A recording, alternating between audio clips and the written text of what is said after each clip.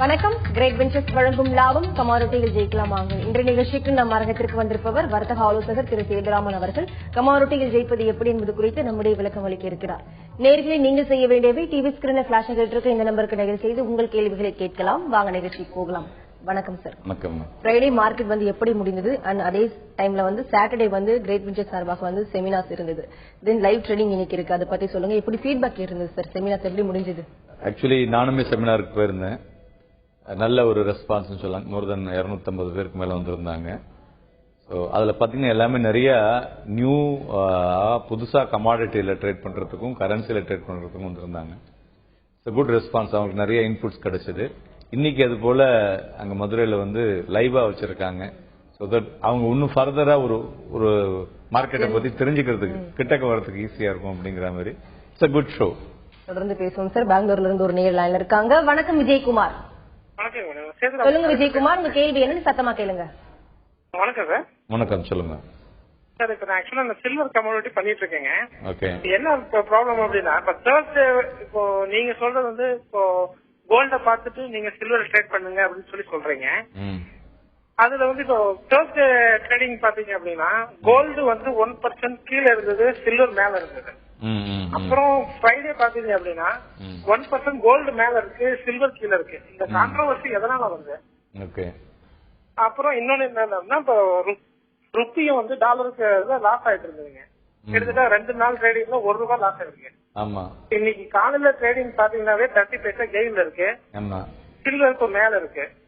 இந்த மாதிரி என்ன சொல்றீங்க இதுக்கு?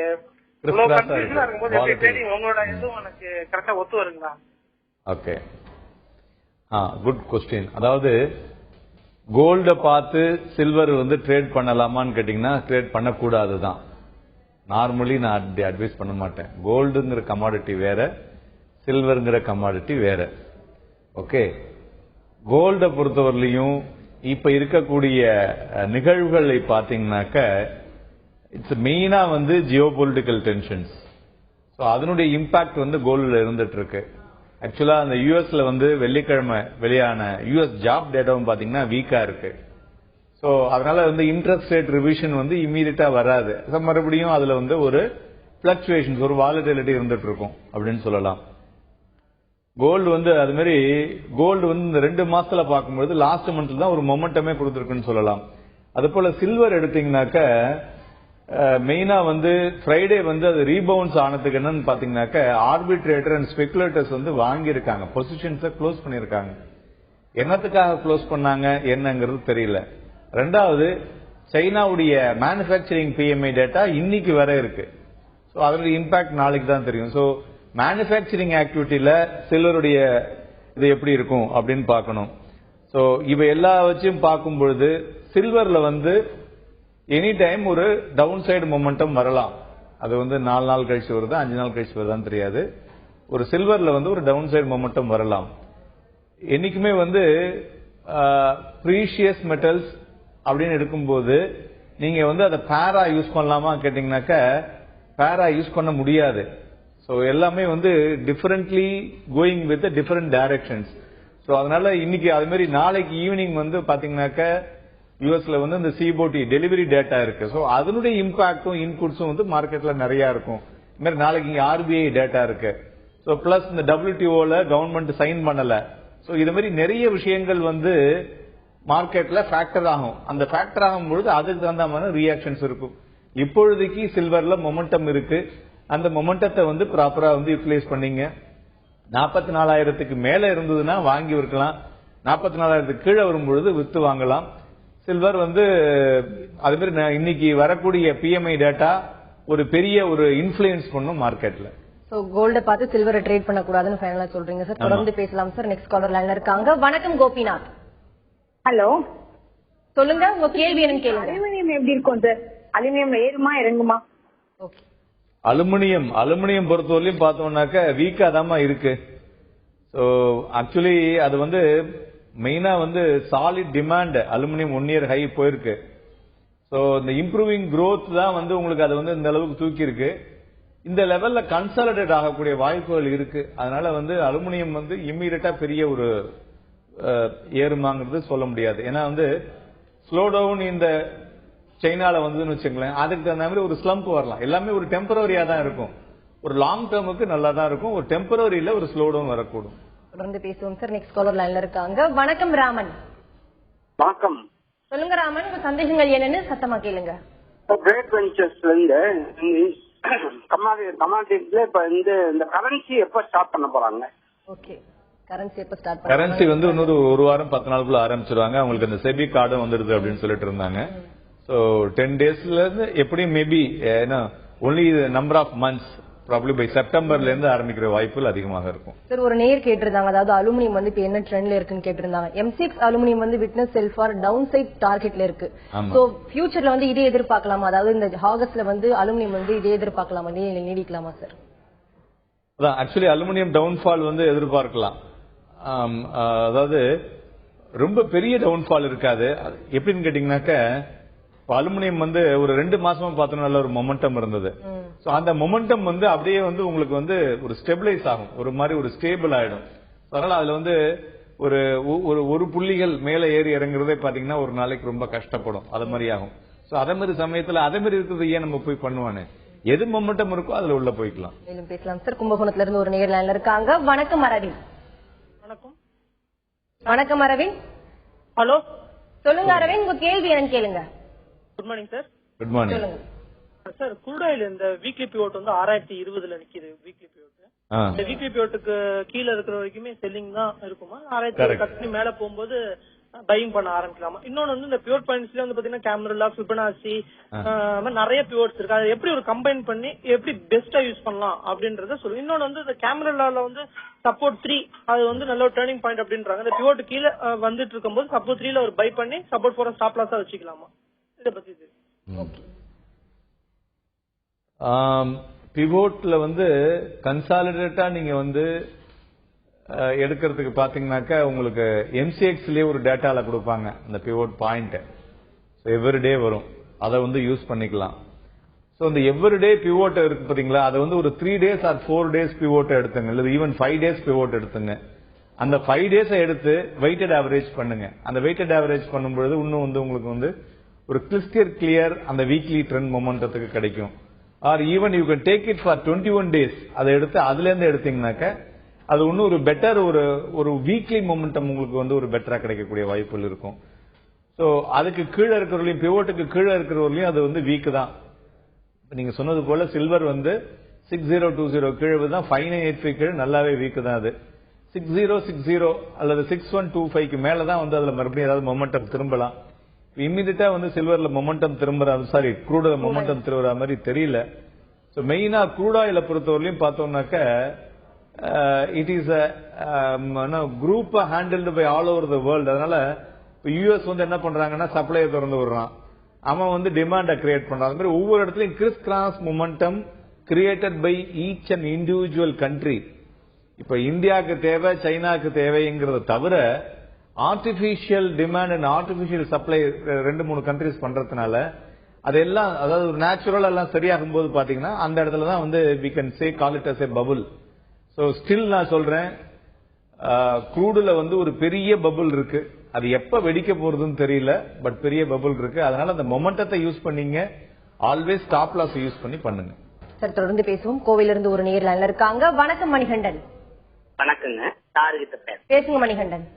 சார் வணக்கங்க சார். வணக்கம், சொல்லுங்க சார். அதாவது நம்ம வந்து குழந்தையா இருக்கும்போது 3 வயசுல யூகேஜி எல்கேஜி சேர்த்து 12th வரைக்கும் படிக்கிறோங்க. அப்புறம் ஹையர் காலேஜ் கோர்ஸ்ல படிக்கிறோம்.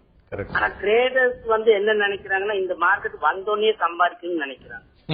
அது ரொம்ப கஷ்டம். அப்ப அந்த லேர்ன் பண்றதுக்கு எவ்வளவு வருஷம் அவங்க ட்ரை பண்ணணும்னு கொஞ்சம் சொன்னீங்கன்னா எதுல லேர்ன் பண்ணணும்? ஓகே, அதாவது லேர்னிங்ல வந்து 2 விதங்க. ஒன்னு வந்து ஏட்டு சுரைக்காய், ஒன்னு வந்து பிராக்டிக்கல் சுரைக்காய்.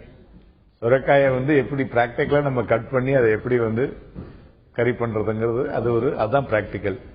சோ அதனால இந்த லேர்னிங்ல வந்து படிக்கிறது டெய்லி படிச்சுக்கிட்டே இருக்கணும், அது மாதிரி பிராக்டிக்கலும் டெய்லி பண்ணிட்டு இருக்கணும். இந்த பிராக்டிக்கல்னு வரும்பொழுது நீங்க என்ன மாதிரி பிராக்டிஸ் பண்ணலாம் அப்படின்னு பாத்தீங்கன்னாக்க, புதுசா இருக்கிறவங்களுக்கு பிகின் வித் மினில பண்ணலாம். மினி கான்ட்ராக்ட்ஸ் அண்ட் கமாடிட்டிஸ் பெஸ்டா இருக்கும்.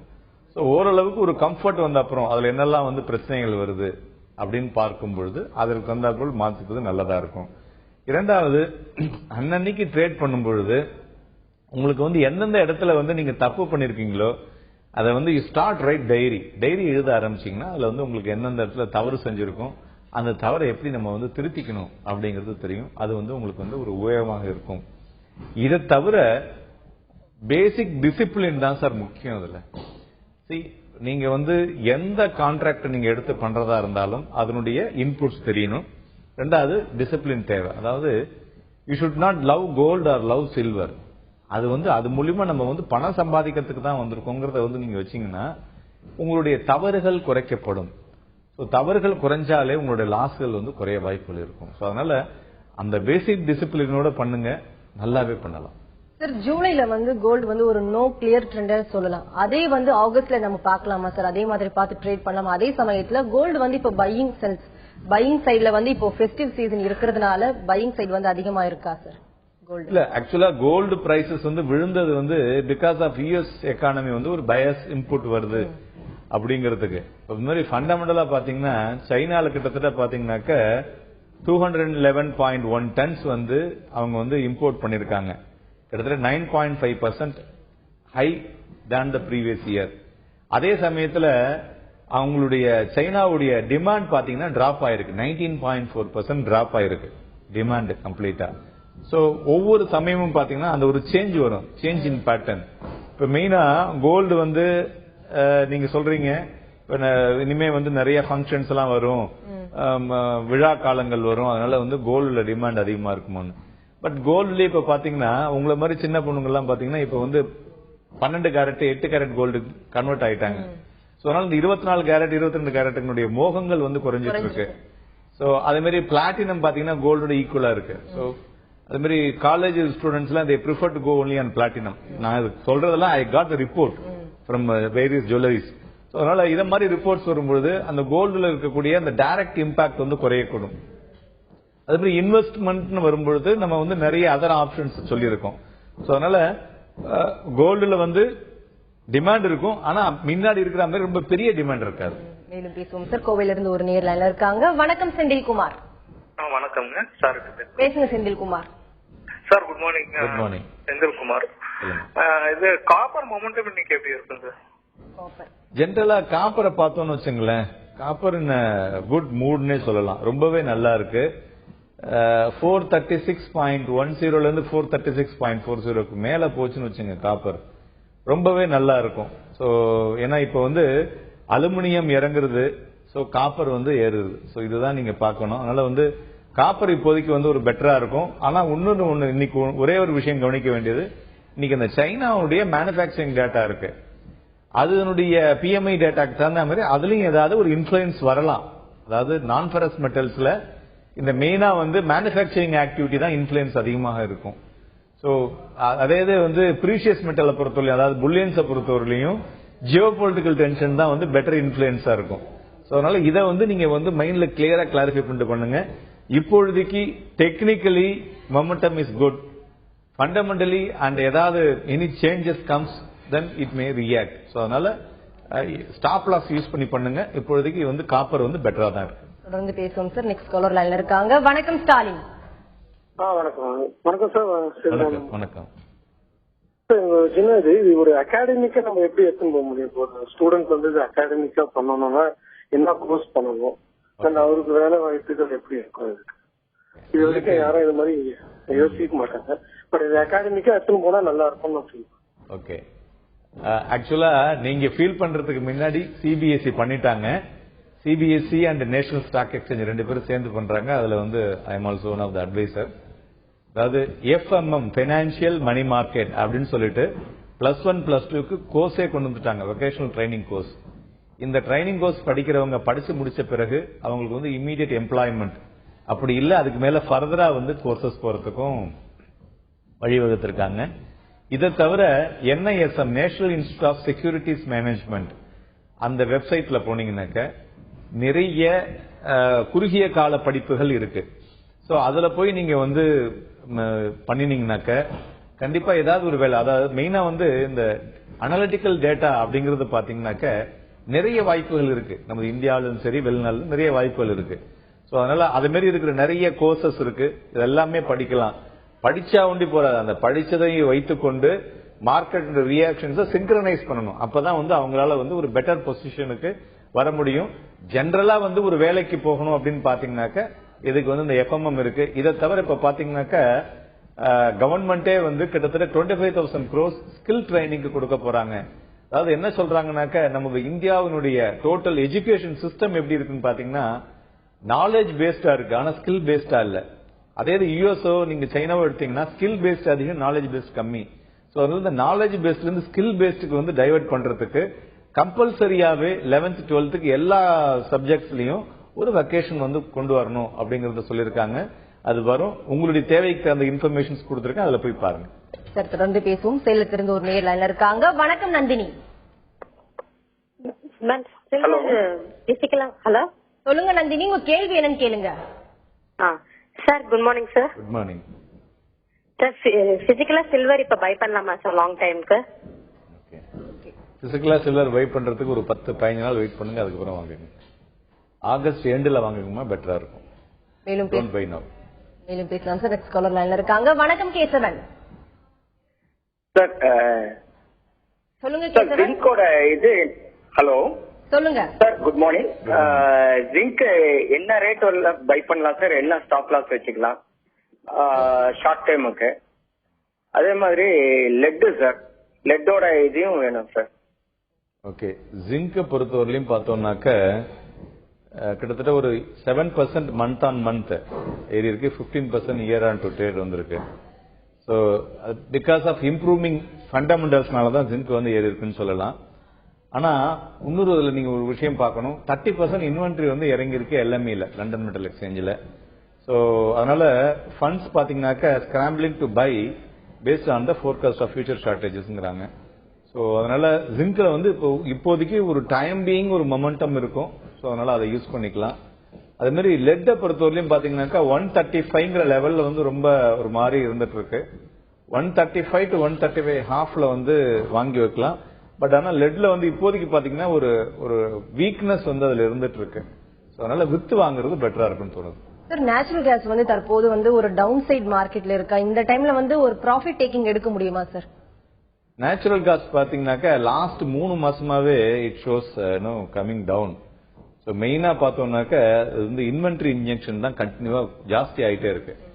ஸோ அது மெஜாரிட்டியா பார்த்தோம்னா இந்த இன்வென்ட்ரி இன்ஜெக்ஷன் லாஸ்ட் 5 இயரை விட இப்போ ரொம்பவே இந்த மாசம் கூட இருக்கு.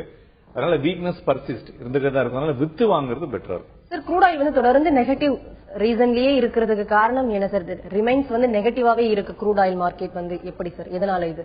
மெயினா ஈராக் சப்ளை நிறைய இருக்கும். அதுல அதே மாதிரி லிபியான் சப்ளையும் ஜாஸ்தி வர ஆரம்பிச்சிருக்கு. இதை தவிர இப்ப என்ன பண்ணிட்டாங்க, யூஎஸ்ல இருந்தும் திறந்து விட்டுருக்காங்க. சோ அவங்க அவங்க டிமாண்டே காமிக்கல. சோ அதனால என்னாச்சு, இந்த சப்ளை அதிகமா இருக்கிறதுனால என்ன ஆகுதுனாக்க, so they want to control the Iran and Libyan problems. சோ இவங்க அவங்களுக்கு டிமாண்ட் இல்ல அப்படிங்கிற பொழுது அவங்களுக்கு பிரைஸ் கீழே விழும்பொழுது then they will automatically approach US. Sir அதே மாதிரி இந்த உக்ரைன் அண்ட் மிடில் ஈஸ்ட் டென்ஷன்ஸ்னால ஃபர்ஸ்ட் அஃபெக்ட் ஆகுது க்ரூட் ஆயில் தான். ஆனா மற்ற ட்ரேடர்ஸ் அண்ட் இன்வெஸ்டர்ஸ் இருக்கட்டும், அவங்க கோல்டு மேல ஃபியர் இருக்குமா? அதாவது கோல்டு அஃபெக்ட் ஆகுமா? எந்த அளவுக்கு இருக்கு? அதாவது க்ரூடுல அஃபெக்ட் ஆகல இந்த ட்ரிப். ஆனா அதே கோல்டுல என்னன்னா அந்த ஃபியர் கண்டிப்பா ஜியோபாலிட்டிகல் டென்ஷன் வந்ததுன்னா கோல்டு ஒரு இம்பாக்ட் இருக்கும். ஒரு பையிங் மார்க்கெட்ல வரும். அதுவுமே இந்த ட்ரிப் ரொம்ப பெருசா இல்லை. ஏன்னா திருப்பி மறுபடியும் பாத்தீங்கன்னா paste on the demand. So production நிறைய இருக்கு, டிமாண்ட் இல்ல. சோ அதனால அதுவும் பாத்தீங்கன்னா இப்ப சைனாவும் அதுல குறைச்சிருக்காங்க. சோ இந்தியாவிலயும் குறையுதுன்னு வச்சுக்கலாம். ஆட்டோமேட்டிக்கா ஒரு பெரிய இம்பாக்ட் கொடுக்காது. மேபி ஒரு 1320 அல்லது $1330 per ounce அங்க போகலாம். சார் இன்னைக்கு மதுரையில லைவ் ட்ரேடிங் நடந்துட்டு இருக்கு, நடக்க போகுது சார் இன்னைக்கு.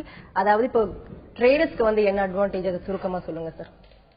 அந்த லைவ் ட்ரேடிங்ல என்ன கம்ஃபர்ட்னாக்க ஹவு டு அப்ரோச் த மார்க்கெட்னு தெரியணும் இல்லையா?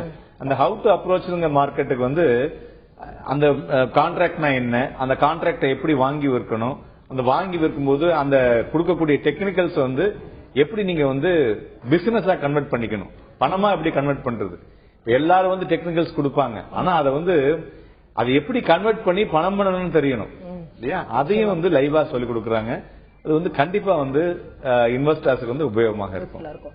நன்றி சார். நீங்க இங்க அரங்கத்துக்கு வந்தது கமாடிட்டி ட்ரேடிங் இருக்கக்கூடிய பலவிதமான ஏற்றம் இறக்கம் குறித்து நிறைய விஷயங்கள் சொன்னீங்க. குறிப்பா இன்னைக்கு வந்து நாளைக்கு வெளியாகக்கூடிய டேட்டா ரிலீசஸ் பத்தி நிறைய விஷயங்கள் சொன்னீங்க சார். நன்றி.